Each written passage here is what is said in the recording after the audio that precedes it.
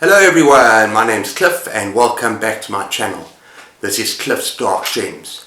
Today I'm going to be giving a reading update on the month of May, and this includes a DNF, my first DNF of the year, a handful of great short stories celebrating Zombiethon, and as well as an excellent novel. Please stay tuned.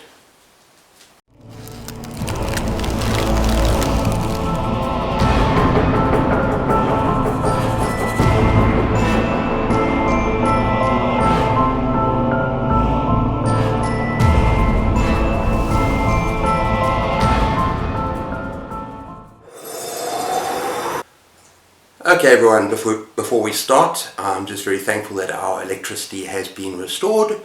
We're still having blackouts or load shedding as we call it, but it's a hell of a lot better than it was last week.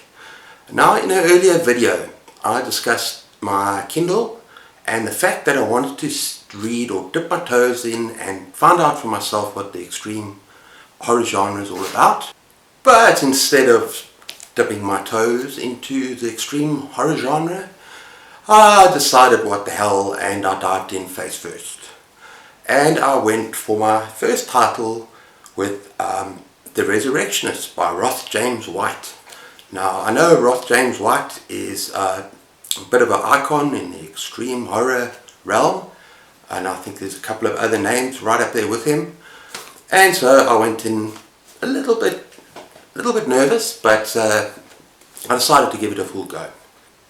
Okay, this book is about a young boy, well at first a young boy named Dale, who witnesses his mother being brutally murdered by his drunken father, and this boy has a special gift. He can raise the dead, the recently dead, so he breathes life back into his mother, and basically the police come and the room is an absolute mess. There's blood and guts everywhere, but the mother's alive, so what's the problem?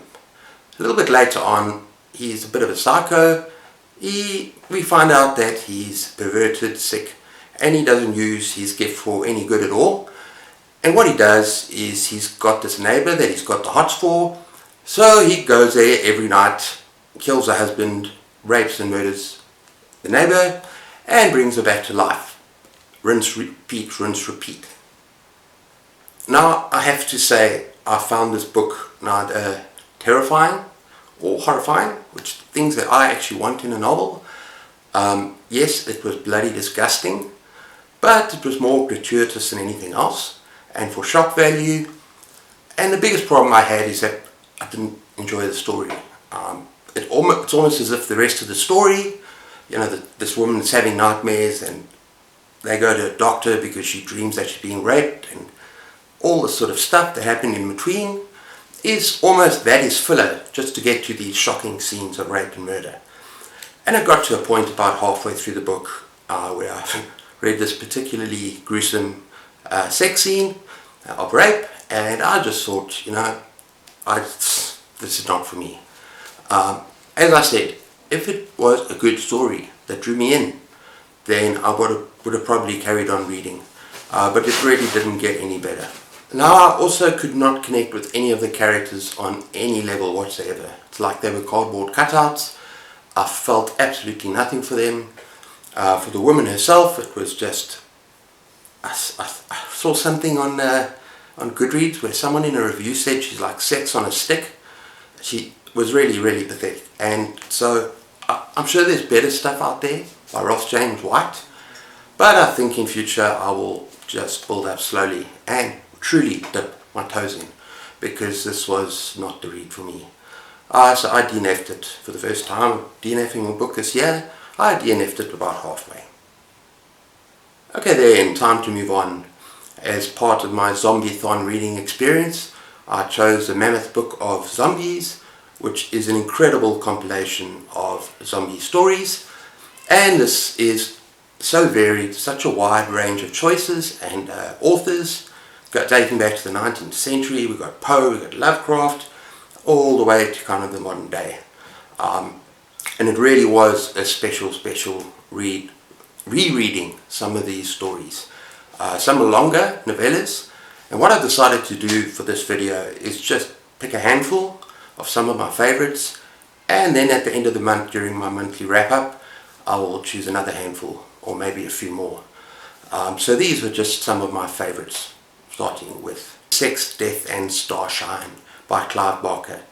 You can find the short story in the first volume of the Books of Blood, and it is a creepy, eerie little tale, and I thoroughly enjoyed it. Although it is not exactly as bloody and gory as a lot of the other books, so it kind of stands out as something quite different and unique in that Books of Blood series. It is about, very basically, a theatre named the Elysium Theatre, and the director Calloway is in the process of rehearsing for a play that they're about to do, Twelfth Night, and he is pretty mad with all the characters because they are not doing a very good job, and in particular the lead lady for the play Twelfth Night is a terrible actress, and the complication is that he is sleeping with her, he is having an affair with her, and in the midst of all of this in walks a stranger named Mr. Litchfield, and he's wearing what seems to be a mask. And if you know anything about ghosts and things like that, you might recognize the name Lich or Leech, and so it gives you a clue already about who he is or what he is. Now he basically says two things. He says that this is going to be their last show, and secondly that he wants his wife to play the leading lady. I'm going to leave it there just to say, because I don't want to give any spoilers about what actually happened and what happens with the play, although it was a huge success. I'm not going to tell you why, but it is an excellent little story, very creepy, and there's one scene in particular that stayed in my mind, kind of a sexual scene which is kind of gross, but it is very, very funny on a very dark level, of course, like Clive Barker does that often. But anyway, that's the first one, Sex, Death and Starshine by Clive Barker. Okay, the second short story I'm going to talk about is The Song of the Slaves by Manly Wade Wellman. And now this is a fantastic story. In fact, it's one of the probably top 2 or 3 stories that I rate in this book. And it is about a terrible slave owner, and he picks up these slaves, manacles them together, and it's interesting that there's one left open, and he puts them on his ship. He's a terrible man, he's a despicable man, and he's not supposed to be doing what he's doing, and a British ship starts chasing him, so he decides to throw them all overboard and drown them. Basically makes them stand in a row, throws the first one over, and because they're all linked, they just topple off overboard. And this puts him into big trouble because he is haunted, and this is probably one of the best revenge tales I've ever heard. I'm not going to give away the ending, although I'm sure you can guess, but it is brilliant, it is atmospheric, it's chilling, and I really enjoyed it. That is The Song of the Slaves.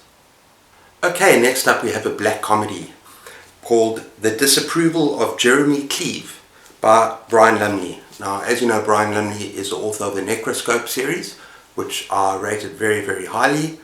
And this is a hilarious little tale, very dark as well, but it's really funny, about this long dead husband, a missing eye and a leg, and he comes back to haunt his wife and her lover.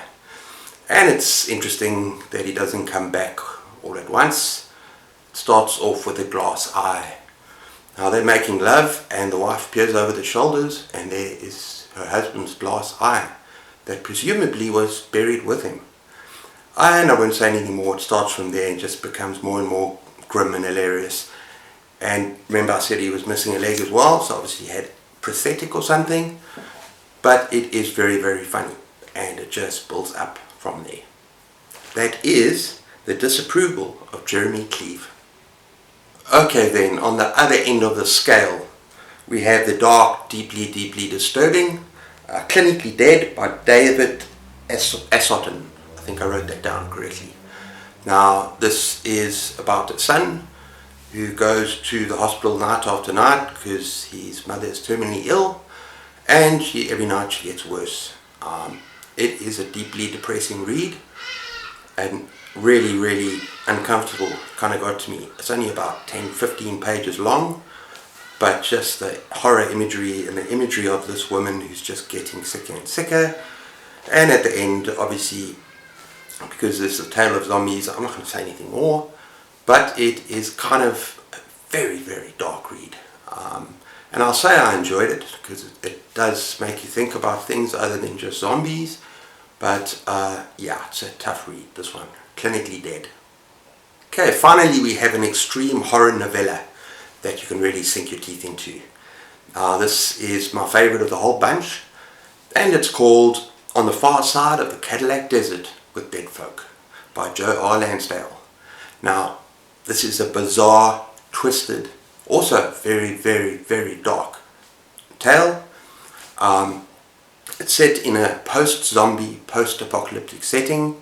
So in other words, it was a zombie apocalypse and everything have calmed down. And now the zombies are used for other purposes. I'll let you know about that in just a second. Now you have a bounty hunter he's basically chasing this fugitive who's a child murderer, rapist, and they meet up in this bar, in this crazy desert sort of setting. And now this bar, oh my word, when I said this thing is bizarre, it has pole dancing zombies. And you can dance with the zombies because their mouths have been wide shut, their hands have been locked off, and so you can grope and feel with your zombies if you wish. I'm not going to say anything more about that because it's just so dark and twisted. But it is also hysterically funny. Now, the bounty hunter gets his man, and now they have to drive across the Cadillac Desert. It's a desert with broken down Cadillacs in with the dead body still inside. And they've got to go across to Lawtown so that basically this guy can face justice. Justice being, hear this now, being pulled apart by tractors. Okay? Not going to say anything more about the story, but they somehow run into some trouble along the way. And the story involves nuns with guns and all sorts of crazy crap going on. It is bizarre, it's twisted, it's sick, but it is at the same time just very, very funny. Although sometimes you wonder why you're laughing. That is On the Far Side of the Cadillac Desert with Dead Folk. Finally, I just read a really, really awesome novel by Brian Keane called The Rising. Now, this is a classic zombie apocalypse tale. It is set in the middle of a zombie apocalypse, but it is highly original, highly imaginative, and I'll get back to that in a minute.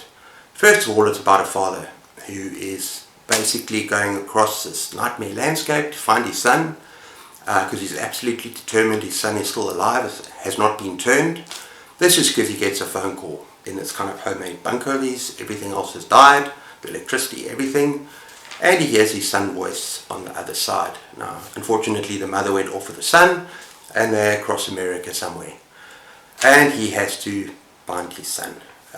And he's vulnerable, and it seems like against all odds. I don't think he'll ever manage to do that. There are other great characters. There's an ex-prostitute. She's a heroin addict. And you kind of learn to love her. It's quite a tough-ass girl. And then you get a minister as well who helps this young man, very vulnerable. And then there's also a minister and the man who is mostly responsible for this outbreak of zombies. Now, I'm not going to tell you why they're zombies, okay? All I'm going to say is that this is so original and you will not be able to read it. You never read anything like this. It takes that trope that zombies are mindless, flesh-eating. It takes that trope and turns it on its head. Remember I spoke about horror tropes. These zombies are fast, they're intelligent, they have been possessed by something. I'm not going to say anything, you must read it, find out.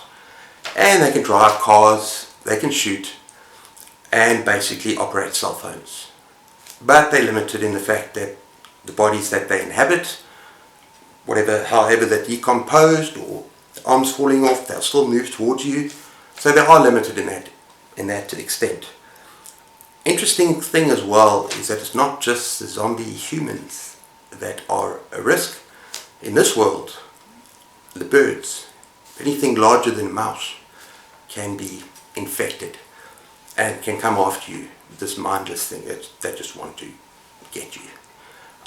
So trying to escape the zombie people and going through the woods, you might just encounter a couple of zombie deer who are just as dangerous. Or in one case, which was brilliant, this ex-prostitute escapes from these people with this heroin, and she finds herself in a zoo. And guess who's loose in the zoo? Is this lion, this undead lion. So really this is just such an original tale.